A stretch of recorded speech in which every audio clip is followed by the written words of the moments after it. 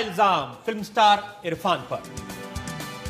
आपकी अदालत में फिल्म स्टार इरफान पर आरोप है कि ये अपना मकसद हासिल करने के लिए कुछ भी कर सकते हैं। इरफान, मैंने सुना कि बचपन से आपकी एक ही तमन्ना थी कि मुझे मशहूर बनना है और मशहूर बनने के लिए मैं कुछ भी कर सकता हूं। एक्चुअली लगता था, क्योंकि मैंने अपने कोशिश की कुछ काम धंधा सीखने की और उसको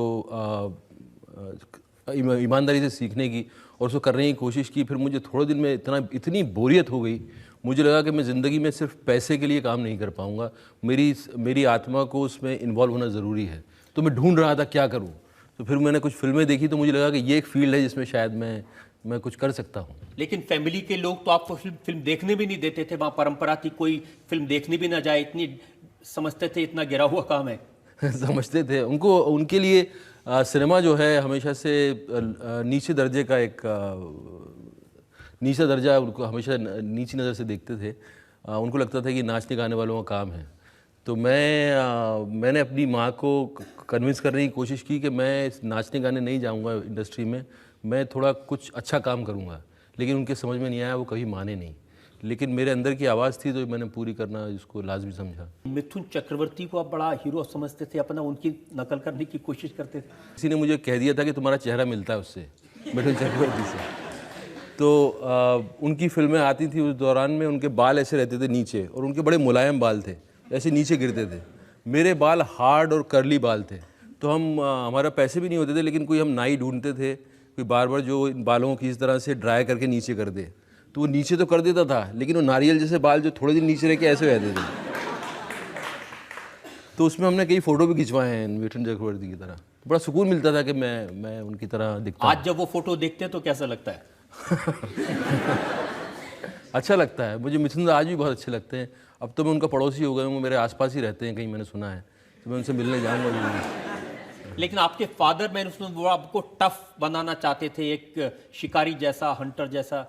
वो शिकारी आदमी थे, शिकार करते थे, हम जाते थे साथ में शिकार खेलने, हमें अच्छा लगता था जंगल देखना। लेकिन जानवर मरते थे तो थोड़ा उसके बारे में स्टोरीज हम बनाया करते थे कि यार ये मर गया, इसकी बेटे का क्या हो रहा होगा, इसकी माँ का क्या हो रहा होगा। तो ये सब दिमाग में चलता रहता था। एक बार मेरे से उन्होंने एक बंदूक चलवाई थी और एक जानवर मर गया था और उसका मुझे बहुत ज़्यादा असर रहा था मेरे ऊपर। मुझे कहा करते थे कि हमारे घर में जो है, पठानों के घर में ये ब्राह्मण पैदा हो गया है। लेकिन ऐसे जो सख्त मिजाज फादर थे, वो भी अपने बेटे की आंखों के दीवाने थे। वो कहा करते थे कि ये आंखें हैं कि प्याला है।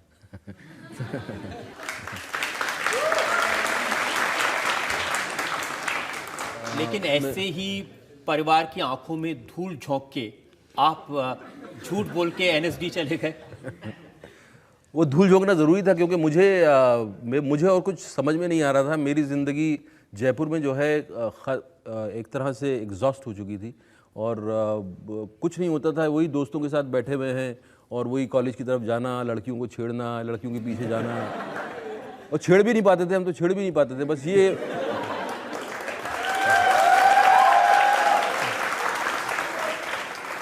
हम लोग सिर्फ मार्क किया करते थे। दो लड़कियां जा रही हैं, उनको मार्क करते थे, ये मेरी, ये तेरी।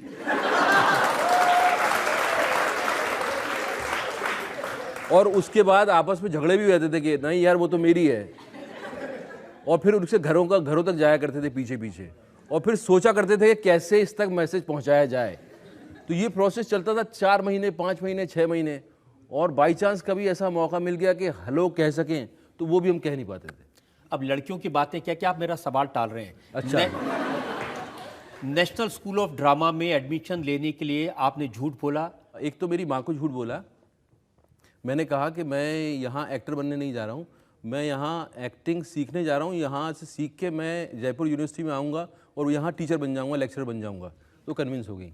और फिर एनएसडी वालों को मैंने झूठ बोला कि मैंने 10 नाटक किए हैं और मैं सिनेमा से मेरा कोई लेना देना नहीं है, मैं नाटक करूँगा, नाटक सीखूँगा और फिर नाटक ही करूँगा बस। तो ये मेरे झूठ थे, लेकिन मेरे लिए लाजमी था, वो ज़रूरी था बोलना। लेकिन ये मैंने सुना कि आपने वहाँ पर एक्टिंग सीखी बड़ी सिंसियरली। वो मेरा ध्येय था और वही मैं सीखने गया था। इसलिए लोग कहते थे कि ये एनएसडी में आया है, इसका किसी ताल्लुक़ नहीं है, ये अपना एक कोकून में रहता है, अपना एक इसका एरिया है, उससे बाहर नहीं निकलता।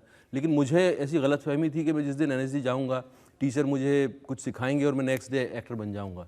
तो वो उसके पीछे मैं लगा रहा और जद्दोजहद थी एक अजीब सी। लेकिन मुंबई पहुंचे तो आपको काम नहीं मिला, किसी ने? मुंबई मैं काम ढूंढने नहीं गया, मुंबई मुझे जो बुलाया गया तब मैं गया। ये जो टीवी सीरियल्स में जब आप एक्टिंग करते थे, वो मुझे ऑलरेडी गोविंद दहलानी जी ने बुला लिया था। उन्होंने मेरे साथ 3 फिल्में की थीं जो दूरदर्शन पे अभी भी आती रहती हैं कभी कभी, और उसके बाद फिर मैं जब बम्बई में 3 फिल्में की तो फिर मैं वहीं रुक गया। लेकिन सीरियल भी आपने कैसे किए? एक चाणक्य किया, एक आपने ग्रेट मराठा किया, जय हनुमान। जय हनुमान नहीं किया, वो एक एपिसोड किया था, फिर मैं भाग आया था वहाँ से। लेकिन इसमें क्या, इसमें दिक्कत क्या, अच्छे तो सीरियल हैं चाणक्य और... नहीं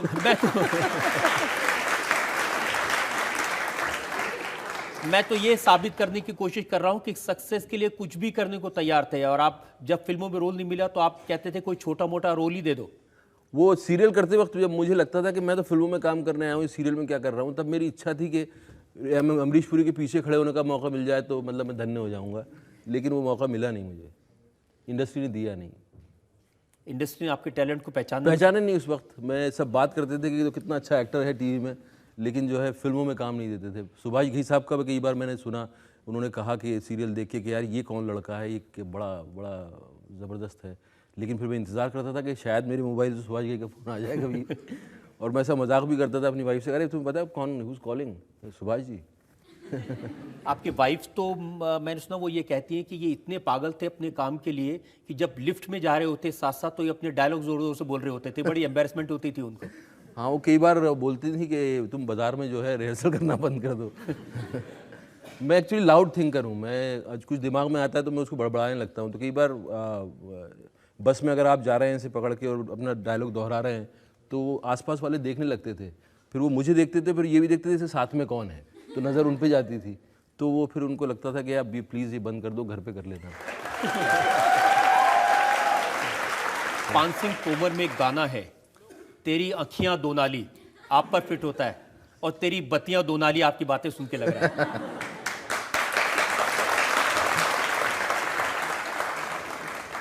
लेकिन उसमें राइफल का झटका तो नहीं है ना बातों में। हाँ, राइफल का झटका नहीं है, लेकिन अच्छी बात यह है कि आपने इस इल्जाम को कबूल किया है जी। अब मुझे एक ब्रेक के लिए रुकना है, और ब्रेक के बाद आपकी अदालत में इरफान पर जनता के इल्जामात और सवाल आपका एक और। हॉलीवुड में आपने डायरेक्टर को सजेस्ट किया कि इंडिया में इंटीमेट सीन भी पूरे कपड़े पहन के किए जाते हैं। एक्चुअली मुझे शर्म आ रही थी, मैं अपना जिस्म दिखाना नहीं चाह रहा था, इसलिए मैंने ये सारी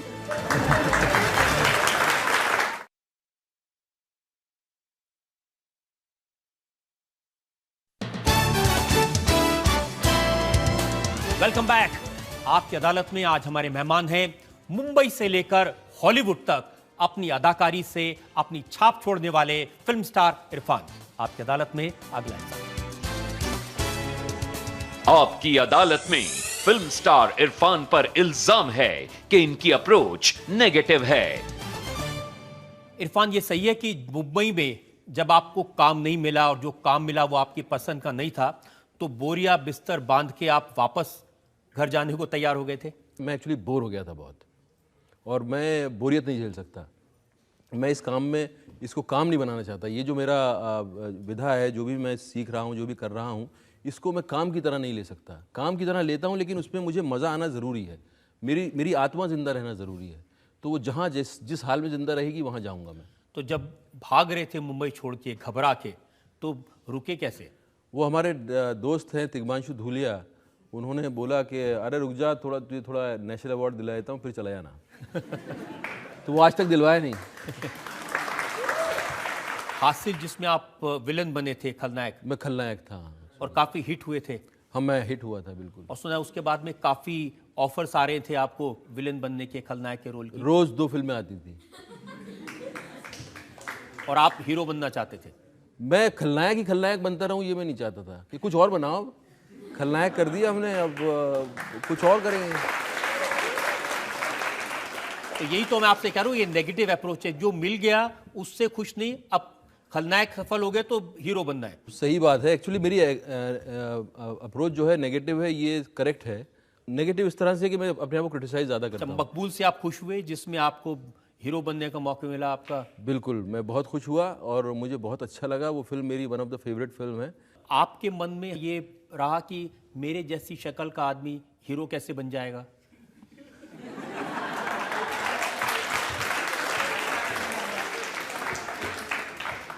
एक्चुअली वो बहुत पहले था, जब मैं सोच रहा था, कॉन्टेम्पलेट करता था कि मैं एक्टर बन पाऊंगा क्या, तो मैं कई बार देखता था कि मेरी सूरत किसी से मिलती है क्या, मेरे जैसा कोई एक्टर बना है क्या, तो डाउट वो रहता था ज़रूर। लेकिन बाद में जब बन गया तो मुझे अंदाज़ा हुआ कि सब टेढ़े बांके सब बन सकते हैं एक्टर। तो ज़्यादातर सुपरस्टार जो हैं वो कभी भी कन्वेंशनल तरीके से गुड लुकर्स माने नहीं गए हैं। चाहे वो राजेश खन्ना साहब को ले लीजिए, चाहे अमिताभ बच्चन साहब को ले लीजिए, चाहे दिलीप कुमार साहब को ले लीजिए।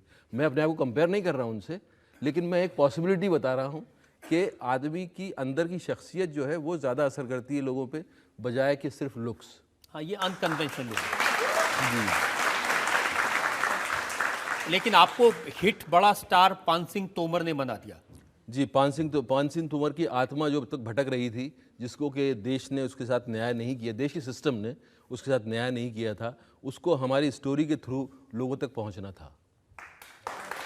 आप ये कहने लगे कि भाई मुझे न्यूज़ में रहना नहीं आता, मुझे पीआर करना नहीं आता, कुछ ना कुछ अपनी कमी ढूंढते रहते हैं। वो तो है, मैं कमी तो ढूंढता हूँ अपनी, लेकिन इतना पान सिंह तोमर की सक्सेस से मुझे बहुत खुशी हुई और मुझे उसके बाद कोई शिकायत नहीं है। पान सिंह तोमर को लेकर मुझे कोई भी शिकायत नहीं है, सिर्फ ये है कि क्या हमने उनके परिवार वालों को उनका ड्यू उनको मिला है कि नहीं, ये मेरी चिंता ज़रूर है। उसके अलावा मुझे कोई शिकायत नहीं है किसी भी तरह की। कभी ये भी शिकायत रहती है कि मैं अंग्रेजी उतनी अच्छी नहीं बोल सकता? जो नहीं बोल सकता तो नहीं बोल सकता, उसमें क्या है।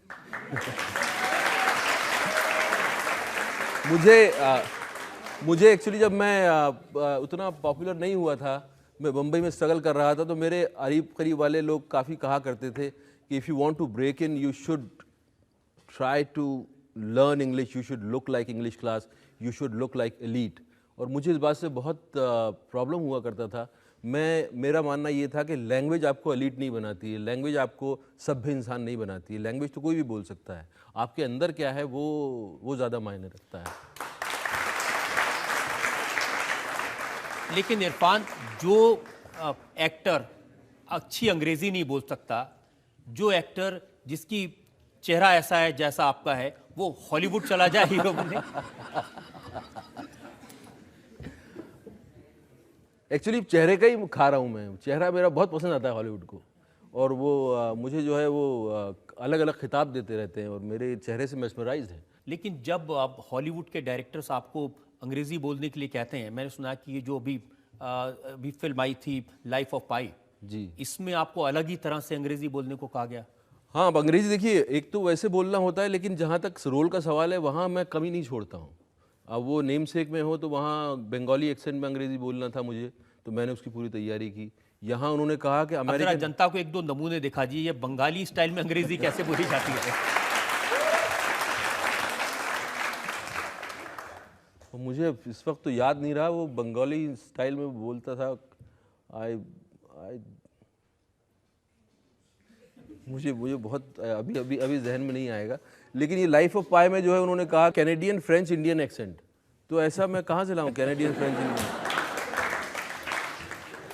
तो मुझे पता नहीं था कि मुझे ट्रेनर हायर करना चाहिए, और तब मैं अपने ही में कोशिश करता रहा। 3-4 महीने उसमें बर्बाद हो गए। जब जाके शूटिंग करने लगे तो उन्होंने कहा ये तो एक्सेंट ठीक नहीं है।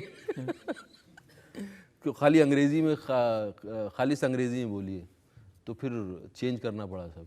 और अमेजिंग स्पाइडरमैन में वो एक फिल्म, उसमें भी वो अंग्रेजी एक्सेंट है, उसमें कोई इंडियन एक्सेंट की ज़रूरत नहीं थी, तो वो भी अमेरिकन एक्सेंट है। यही तो हमारे जो लोग हैं वो सब जानना चाहते हैं कि अगर अंग्रेजी ना आती हो तो भी कैसे अमेरिकन एक्सेंट में बोला जा सकता है। वो तो आजकल की सब ये इनको सिखाते रहते हैं। वो जो आजकल सर्विस नहीं चलती है रात को जो टेलीफोन में बात करते हैं, कॉल सेंटर। हाँ।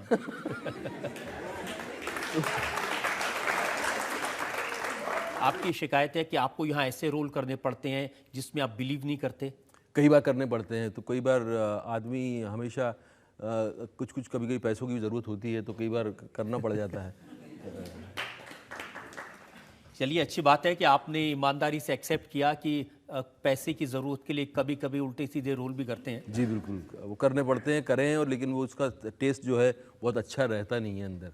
सर मैं आपसे ये पूछना चाहती हूँ कि आपने इतनी फिल्म्स करी है बट कौन सा कैरेक्टर आप ज़्यादा एंजॉय करते हो, पान सिंह तोमर जैसे कैरेक्टर या फिर एक रोमांटिक कैरेक्टर?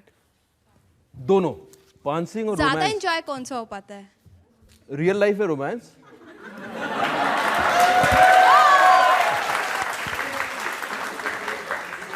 और सिनेमा पे पान सिंह। मीन्स रोमांटिक ज़्यादा है? जी, रोमांस, देखिए रोमांस एक ऐसी चीज़ है, रोमांस हमारा ये जो जिस धरती पे हमें जन्म दिया गया है, इस जिंदगी की कड़वाहट को काउंटर करने की रोमांटिसिज्म है। रोमांटिसिज्म हमें ये ताकत देता है कि हम इस कड़वी सच्चाई से लड़ सकें। लेकिन ये सही है कि जब फिल्मों में इंटीमेट सीन करने होते हैं तो काफ़ी परेशानी होती है आपको? मुझे लगता है कि सामने वाली जो पार्टनर है उनको परेशानी ना हो, उनके चेहरे पे मुझे परेशानी ना दिख जाए, तो इससे मुझे डर लगता रहता है। तो अगर मुझे लगे कि सामने वाला पार्टनर जो है वो कंफर्टेबल है तो मुझे तो अच्छा लगता है। मैंने तो ये पढ़ा कि हॉलीवुड में आपने डायरेक्टर को सजेस्ट किया कि इंडिया में इंटीमेट सीन भी पूरे कपड़े पहन के किए जाते हैं। हाँ, एक्चुअली एक डायरेक्टर के साथ मैं काम कर रहा था तो उन्होंने कहा कि आपका इस इंटीमेट सीन है, आप जो है ये कुर्ता उतार दो। मैंने कुर्ता तो नहीं उतारूंगा। बोलो तुम बेड के अंदर हो, सो रहे हो, तुम कपड़े नहीं उतार के सोओगे? बोलो हमारे यहाँ नहीं सोते कपड़े उतार के, हमारे तो कपड़े पहने पहने सो जाते हैं। वहाँ का ऐसा चलन है कि वहाँ जो है सोते हो आप, चाहे आप किसी के साथ सो रहे हो, अकेले सो रहे हो, कपड़े उतार दो और फिर सोते हैं।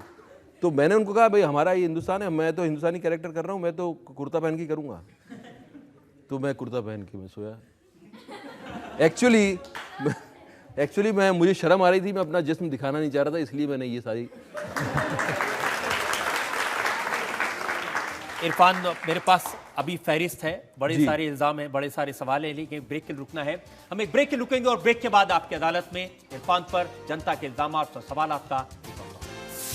आप कह रहे हैं कि सरस्वती होनी चाहिए फिल्म में, पवित्रता होनी चाहिए, तो मल्लिका शेरावत के साथ अपना हिस्स की थी तो उसमें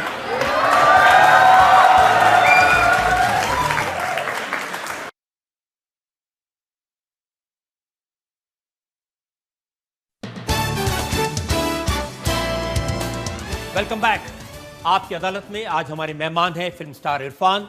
आपकी अदालत में इरफान पर जनता की तरफ से अगला इल्जाम। आपकी अदालत में फिल्म स्टार इरफान पर इल्जाम है कि ये फिल्मी दुनिया की परंपराओं को तोड़ना चाहते हैं। इरफान, आप कह रहे थे कि कभी कभी पैसे के लिए काम करना पड़ता है और जब पैसे के लिए आप काम करते हैं तो आपको दुख होता है, पेनफुल होता है। लेकिन हमारी इंडस्ट्री की परंपरा तो यह है कि हर बड़ा स्टार सिर्फ पैसे के लिए ही काम करता है। मेरा मानना नहीं है कि हर बड़ा स्टार पैसों के लिए ही करता हम तो होगा। सुनते हैं कि 100 करोड़ नहीं मिल जाए तो बड़ा स्टार नहीं होता। वो एक अजीब सा श्राप डाल दिया गया है फिल्मों के ऊपर। परंपरा तोड़ना शायद मेरा जन्मसिद्ध अधिकार है, ये मुझे ऊपर वाले ने मुझे इस मिशन के साथ भेजा है। मैं परंपराओं पे सवाल उठाऊंगा और तोड़ने की कोशिश करूंगा मैं। तो आप ये कह रहे हैं कि ये जो 100 करोड़ वाले फिल्म स्टार्स हैं, इनको तोड़ के आप इनसे बड़े 1000 करोड़ वाले स्टार बनेंगे? नहीं, 1000 करोड़ वाले तो मैं हूँ, मेरी फिल्में जो है।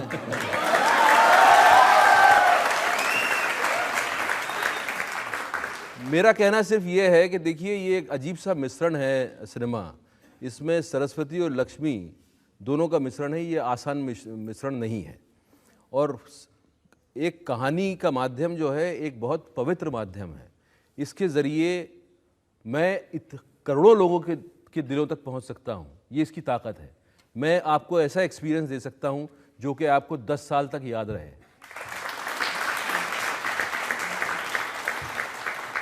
इरफान, आप कह रहे हैं कि सरस्वती होनी चाहिए फिल्म में, पवित्रता होनी चाहिए, तो मल्लिका शेरावत के साथ अपना हिस्स की थी तो उसमें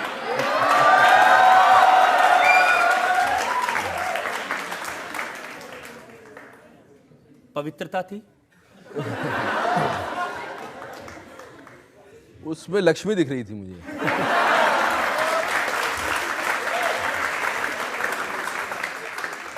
उस वक्त लक्ष्मी जी हावी थी मेरे पर। और जब 7 खून माफ में आपने रोल किया था वो दरअसल वो रोल जिस तरह से एडिट हुआ उससे उसका ज़्यादा वो भयावह हो गया, उतना भयावह था नहीं। लेकिन विशाल साहब के साथ मुझे काम करना था और उन्होंने ये ऑफ़र किया, तो मैं मौका ढूंढ रहा था। तो हालांकि मुझे रोल पसंद नहीं था। जैसे उन्होंने कहा कि वाइफ बीटर, मैंने कहा नहीं यार मैं क्या करूँगा। मुझे लगा कि इसमें मैं क्या एक्सप्लोर करूँगा, मैं इसमें मैं क्या जानूँगा, औरत को मार के अपनी बीवी को मार रहा है। तो लेकिन मैंने कुछ वर्कआउट किया था उसके अंदर, लेकिन वो जो है एडिटिंग में बहुत सारे उन चीज़ों को निकाल दिया गया था। तो लेकिन ये तो सही है कि आपने बहुत सारी ऐसी फिल्में साइन की जो आप नहीं करना चाहते थे, लेकिन सिर्फ पैसे के लिए, और ऐसी फिल्में जो चली भी नहीं। हाँ वैसा हुआ, लेकिन ये क्या है, ये ज़िंदगी है, उसमें बहुत सारे तजुर्बे के लिए भी आदमी करता है। मुझे सब तो पता नहीं है कि ये हिट होगा कि नहीं होगा, ये फिल्म इस अब आप तो कौन सी ऐसी फिल्में हैं जिनको आपको लगा कि ये वाकई में मुझे नहीं करनी चाहिए थी? बहुत सारी हैं, उनका नाम लेना अच्छा नहीं होगा क्योंकि जो डायरेक्टर है उसने तो बेचारे ने मेहनत से ही बनाया है, तो उसको क्यों बदनाम करूं यहाँ। बहुत सारी फिल्में ऐसे हैं जो घुसते ही सेट के ऊपर लगा कि ये बहुत बड़ी गलती हो गई है मुझसे, और लेकिन क्योंकि आपने पैसा लिया है, आपने साइन किया है, और लोग जो हैं आपके ऊपर बातें भी ज़्यादा बनाते हैं, तो इसलिए आप उसको निभाना पड़ता है, तो प्रोफेशनल कमिटमेंट हो जाता है। तो वो एक सफ़र होता है जो कि आपको निभाना पड़ता है। जैसे कोई शादी हो जाती है जहाँ लगता है कि अरे यार हमें साथ नहीं रहना चाहिए, लेकिन फिर भी निभाते हो आप, तो वो निभाना पड़ता है। सबसे बड़ी जज